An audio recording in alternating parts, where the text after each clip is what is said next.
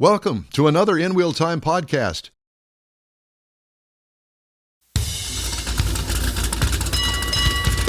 Welcome to the award-winning InWheelTime Car Talk Show. Coming up, we head across the pond to talk to Lincoln Small about Abarth and Radbourne racing. Later, Jeff will bring us some of his car culture, the 5 biggest car collections in the world. Yep. And Mars reviews the Volvo EX40. We've all been on pins and needles waiting for this review for months.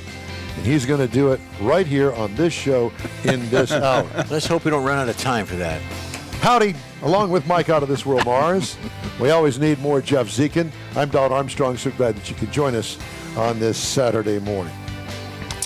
Let's head across the pond, shall we? Let's do it. I'll drive. So, I want to introduce everybody to Lincoln Small. He's the author of a book called Abarth, Radborn Racing and Me, a memoir of iconic cars and racing adventures. Lincoln, it's good to see you. Thanks so much for joining us. It's my pleasure. Thank you very much for inviting me. Well, you're in the dark, and we can see most of the ceiling of your room that you're in. How about, is that any better? Well, that helps a little bit. You got to put that on your face. There you go. Tilt your screen down, your camera down. Just a touch. There you go. There you are. Okay. He's a writer. He's not a TV guy. Okay, all but, right. But we are blessed. We are blessed by his presence. So, how are you, and how are things over there in jolly old England? I'm very well. Jolly old England it's still quite jolly. That's good. Well, we're glad to hear that. Well, we got a note that said you'd written this book, and we said, well, what's the name of the book? And they told us, and we said, we got to have him. And so, and we appreciate you joining us today. So tell me a little bit about, obviously there's some sort of a marriage here between Abarth. Now, I'm pronouncing it the way I was taught how to pronounce it. Abarth's correct. Correct. The pronunciation is because, correct. you know, there are people that go, oh, it's Abarth. No, it's not. That's it's it. Abarth. And Radborn, and I guess Radborn is a racing company? Yes. Yes. It was. It was one of the principal racing companies, as you quite rightly put it, during the 1960s and early 70s. And I founded the company along with 2 other good guys, and we went racing. But there was a lot more to it than that. Principally, in England at the time, there was a great racing car movement. It was a lot of cottage industry, but successful. And they ended up, as you're aware, of producing most of the Formula One cars of today. But the original England, if you like, as far as relatively modern cars were concerned, was the 1960s.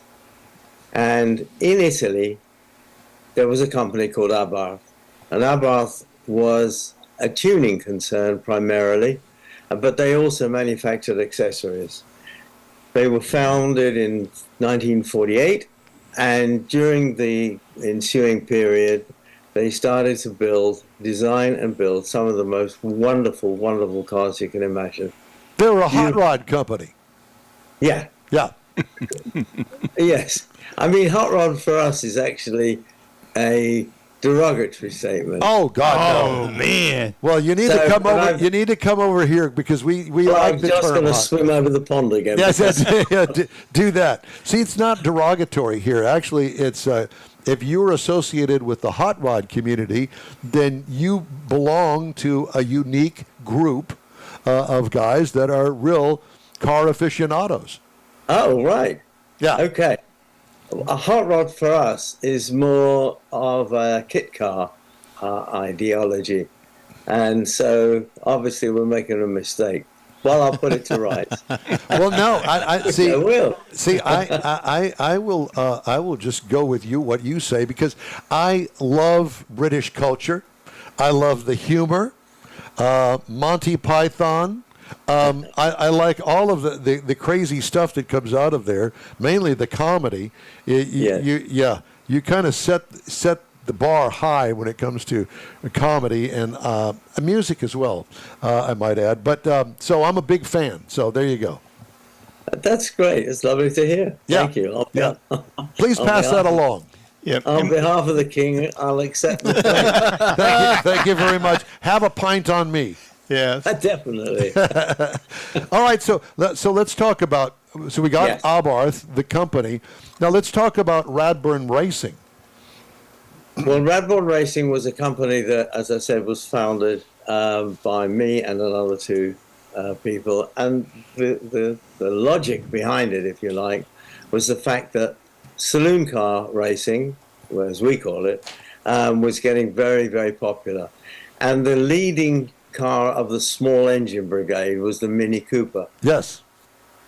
Mini Coopers were an amazing cultural phenomenon because they were a utility vehicle, but they ended up being a world championship. And now, and when you look back, there was only one other car, actually, that they had to contend with, and that was the Fiat Abarth. And Abarth saw what was happening in England, and but the Mini was selling in very small quantities in Italy, but the Fiat 500 and 600 was selling in enormous quantities. And of course, Carlo Abarth decided there and then that that was his market. And he and a number of other engineers designed and built cars to compete in the European scene mainly with Fiat Abarth 595s and 695s. And these little cars producing very, very low horsepower were amazing on the track. Their handling capacity was fantastic, and they really did manage to humiliate lots of very, very large engine cars that were competing in higher classes. So Well, they didn't weigh anything. no, they were nothing. Absolutely. Right. That was, one of the great things about them. Their weight was nothing. So when they sold the Mini Yes. at the dealership, how much horsepower did the car have originally? 50 horsepower? Not that much, no. It would have the Mini, I think, probably would have been around about 20 horsepower. Wow. So it was less than the Volkswagen Oh yes, Beetle. yeah, but it was only 850cc. Wow. Yeah, they make motorcycles bigger Yeah. than that. Yeah. Much bigger. Yes, of course, yes. So absolutely. how did the Abarth and the Radbourne Racing come together in your book? I was living in Italy. I saw little Abarths, Fiat Abarths, all over the roads. They were like an epidemic in Italy. Yeah, right. And I thought that they would make it. They were wonderful. I fell in love with them and decided that they should be sold in England, where there were, as I said, where there was a good market for that kind of car. I brought one back. I borrowed a racing car from Abarth, and I brought it back with me. And I'm making this as short as sweet because I know time's limited. So with the small racing car, we set off, and the crowd really loved it. It was the one car on a grid of 20 cars. It was the one car that was not a Mini Cooper. And you're always going to support the underdog. Absolutely, Right, yeah. right. And we had tremendous support. Also, it turned into it turned into a profitable concern as well, which is very difficult to appreciate because the old joke, of course, of how do you make a small fortune in motor racing? Well, you start with a large one. Exactly. Yeah, exactly. Yeah. Well, I could argue that. I know somebody that had a large fortune before he started in racing, and he had nothing when he finished. That's the there point. you go, Yeah, yeah. that's the point. So I would assume that by racing this car, that you also sold the Abarth parts. And Yes. so were there Abarth stores? Or Yes. there were okay. So they were storefronts. So I could go and I could buy a manifold. I could buy a high performance carburetor. Yes. Basically bolt-on stuff that I could do myself for the most part. That's quite right. The stores were actually in the dealers. They were usually in Fiat dealerships. Mm-hmm. Fiat was supporting it by they were paying money for anybody to win a race in a Fiat Abarth. And you could go to the Fiat dealers there and say that you would like to compete. But unfortunately, very few dealers really wanted to get involved with it. It was not their cup of tea. And so they decided, therefore, to set up, or we decided, I should say, we had the concession for Abarth for the UK at this time. And we decided that the best way forward was to open dealerships. So we did. We opened dealerships. Each dealership had, as you would call it, a store, and the parts were then readily available, and the technical expertise we had as well. So we were able to offer that to people who wanted to do DIY tunings, if you like. Right. And with the store, I would assume that you had a service facility that, okay, I want to Abarth my car up.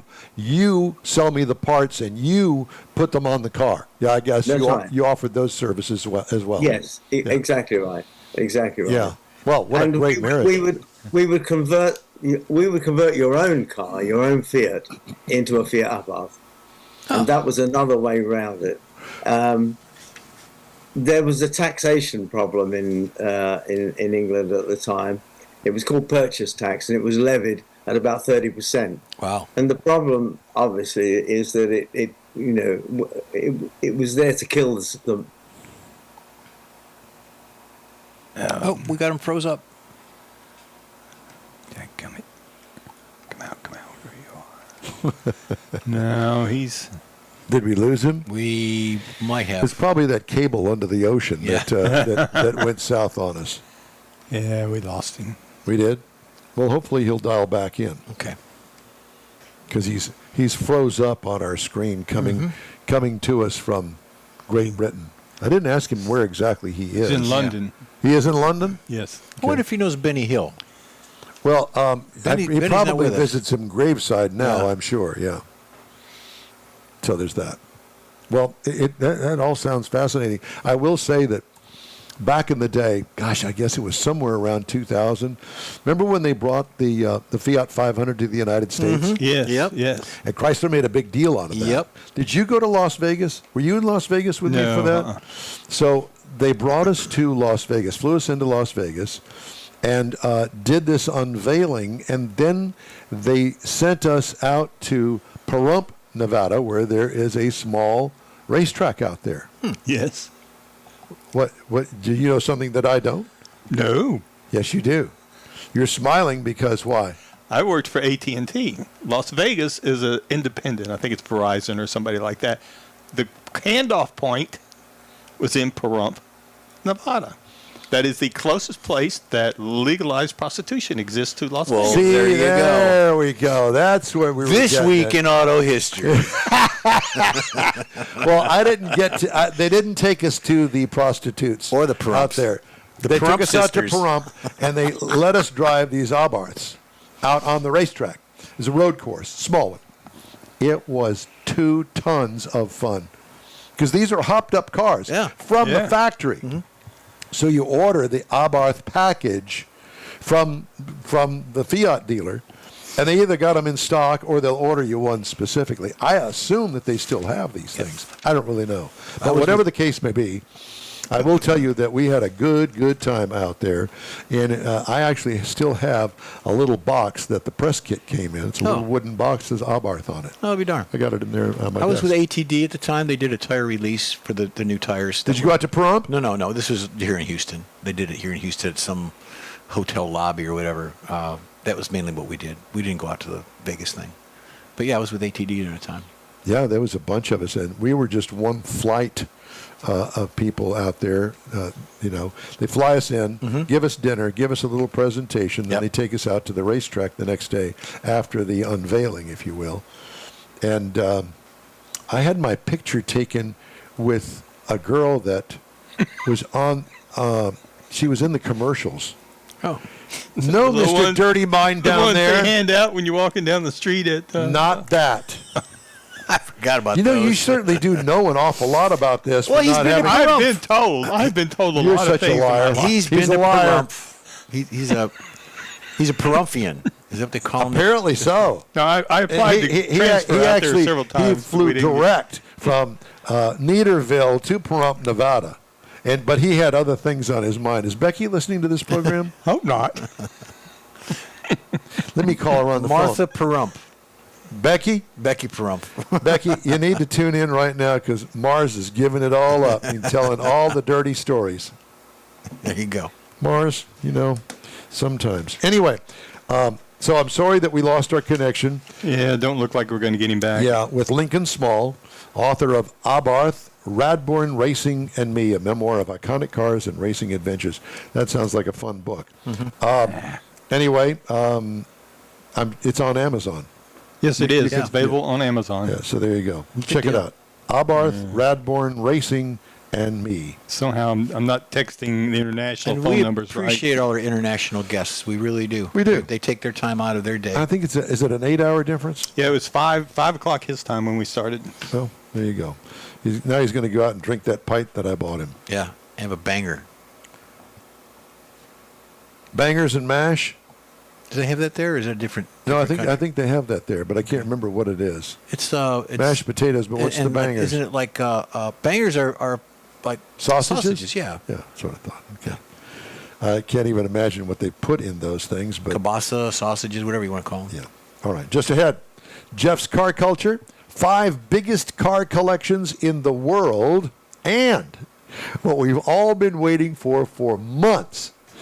Mars review of the 2025 Volvo EX40, and there's a story behind it all, and he's going to tell it all before the review. The InWheelTime Car Talk Show continues right after this.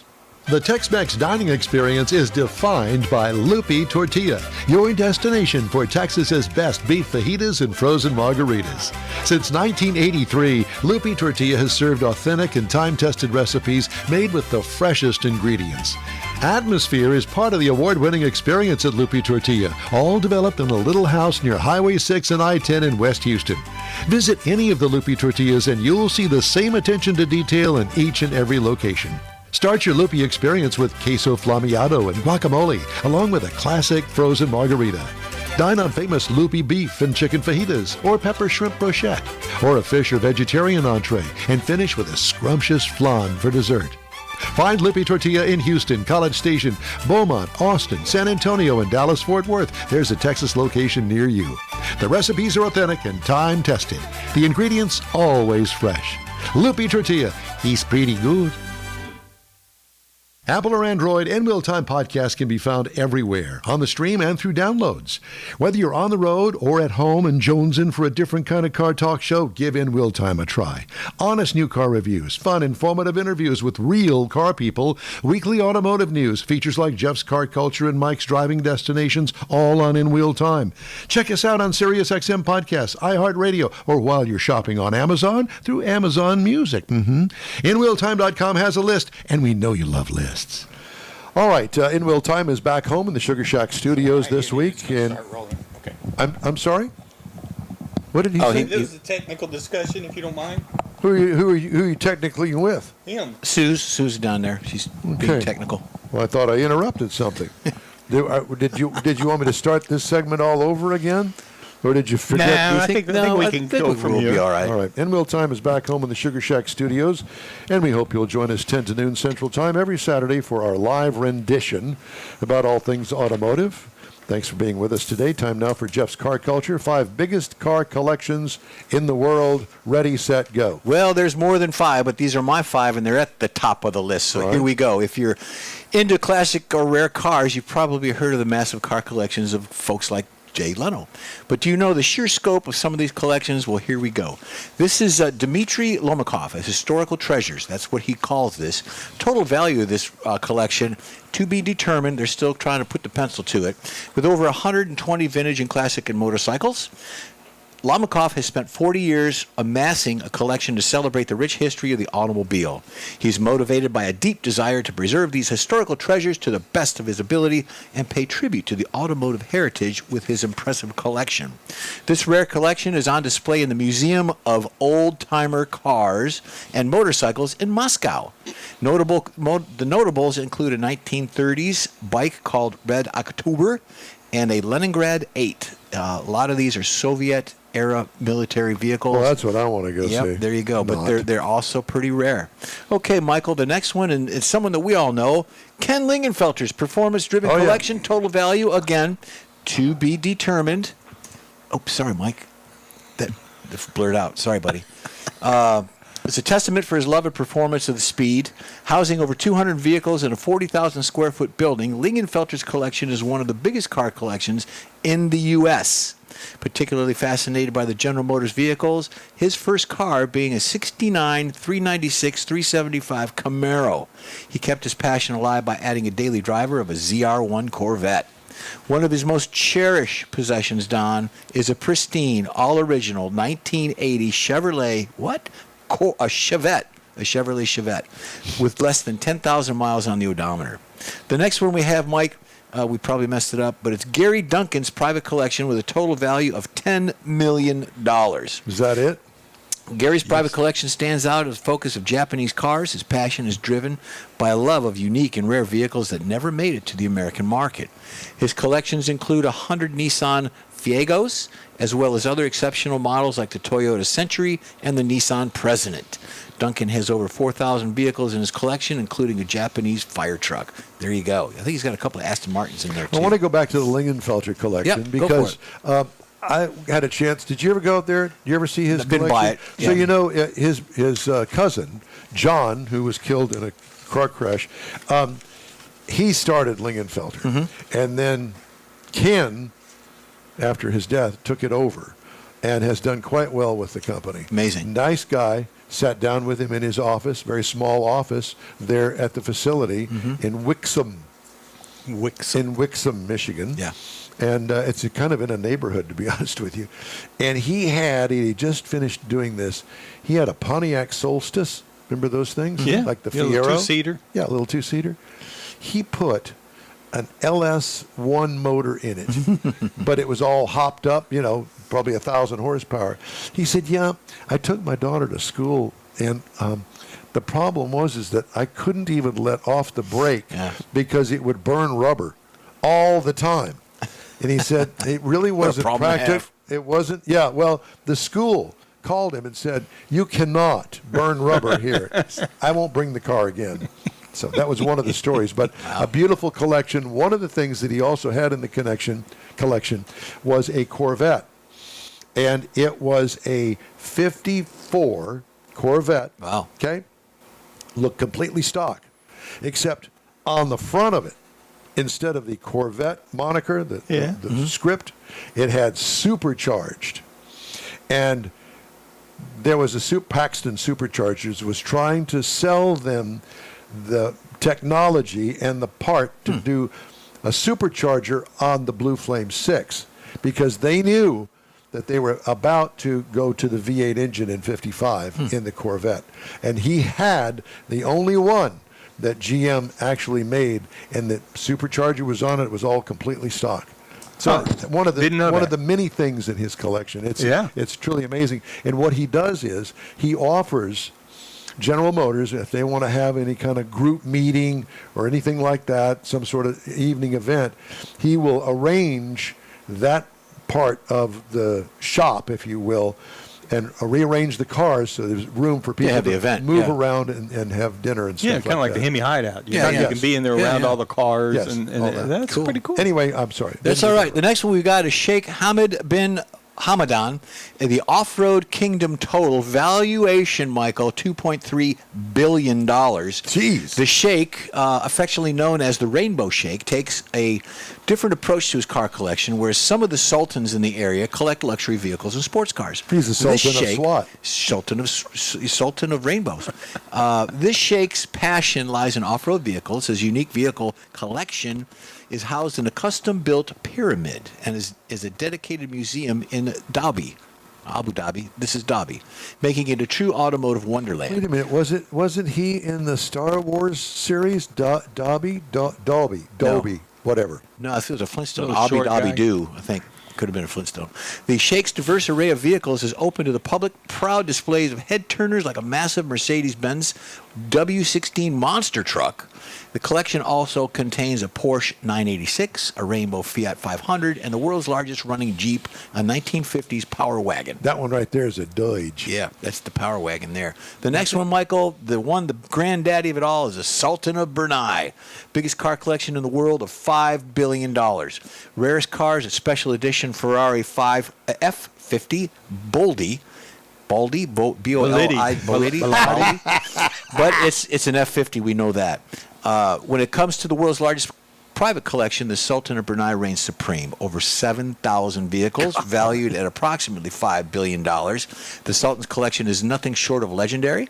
His car collection includes more than 600 Rolls-Royces, 450 Ferraris, 20 Kosingens. What is that, Michael? Kosingens? It's a very fast car. That guy, and 6 David Porsches. So moving on from that, he's got a lot of McLarens among the prestigious brands. However, what truly sets his collection apart are the rare custom-built vehicles like the Rolls-Royce Silver Spur 2, which is modified to be a wedding limousine. How about that? The Sultan's collection also contains more than a dozen Bentley Javas, concept cars from the 1994 Geneva show. So how about that? Well, I was going to say, Mars, we've been looking forward to this review so much that we're going to postpone it. To the next half hour. Yeah, we're going to put it to the next half hour because I kind of gabbed myself to death. That's what we do here. We gab. We do that. I can save it till next week if we need to. No, I know that you want to, but you're not going to. Well, I need to get it done. You need to get off your plate. So what we're going to do is we're going to put it after Michael Wooding brings us up to speed on the classic car market. Okay. Evaluations and valuations and that sort of thing. Yeah. Okay. So let's do that. Interesting stuff there. All right. Yes, I know. We're close. Huh? We're close to. Yeah. I know what you're thinking. No, you don't. You don't want to know. That's true. I don't. You really don't want to know what I'm going to go need to shower after it. Yeah, probably. I'm really disappointed that we lost connection with our British friend. Well, he tried to call back just a few minutes ago while we were into that, and we had to move on. But he was on the phone though, and on my cell phone, not on where we could put him into it. Yeah, call and collect. Again, I don't know. Maybe that's why I didn't answer it. Well, you're the man that set up all the phone system. Please deposit another 10 and cents. so if you have a problem with any of your phones, blame it on Mars. Only the internet stuff. Because you used to work for AT&T, did you not? Or did you work for Southwestern Bell? I started with Southwestern Bell and went to AT&T. How did that work out for you? Well, it worked out well. I mean, I worked 40 years, so made me a nice living. There you go. Yeah, it was good. Till the Yankees took over, and then I had to leave. Oh. The who took over? He's blaming it on the Yankees. New Jersey. The people from New Jersey. Okay. Well, I don't know how that all worked out, but I guess that they bought the company. It worked out well. Did it? Yeah, it worked out well for me. Good. I'm here. Were you living in San Antonio when all that happened? No, I was back here. I was back in Beaumont by that time. Yeah, we were only in San Antonio about 6 years. Did you put the phone system in the Ramada Inn in Beaumont? No, sir, I did not. Okay, just checking. No, sir. What, did you have Why a problem? You say that with a smile on your face like you're proud? Because I am proud. Did you have? I didn't have to get shots or nothing because I didn't go there. Well, did you have a problem with phone service while you were there? Or? No, or other things? My dad put in the air conditioning system there. Oh. It was engine-driven refrigeration. 2 Waukesha engines in a room in the back of one the single hotel. belt on the motor. No, it was big. Yeah. Well, nowadays, if you go there, they They give you shots going in and shots coming out. I see. Well, this was not that. It wasn't even open when he drug us over there while he was trying to fix the system. In the early 60s? Yeah. Early mid-60s? Yeah. Yeah, it was still a nice hotel then. Yeah, it was brand new. And it sat out in the prairie. They hadn't even got the freeway in. Oh, boy. Yeah. Still brand new. Okay. We're going to take a quick break. InWheelTime Car Talk continues after these messages. You own a car you love. Well, why not let Gulf Coast Auto Shield protect it? Houstonian John Gray invites you to his state-of-the-art facility to introduce you to his specialist team of auto enthusiasts. We promise you'll be impressed. Whether you're looking to massage your original paint to a like-new appearance, apply a ceramic coating, install a paint protection film, nano-ceramic window tint, or new windshield protection called ExoShield, Gulf Coast Auto Shield is where Houston's car people go. Curbed your wheels? Instead of buying new, why not have them repaired? How about a professionally installed radar detector? Gulf Coast Auto Shield does that too.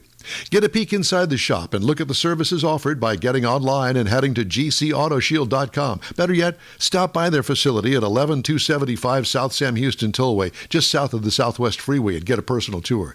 Gulf Coast Auto Shield is your place to go for all things exterior. Call them today, 832-930-5655 or gcautoshield.com. The award-winning InWheelTime Car Talk Show now reaches 5.3 million folks each year.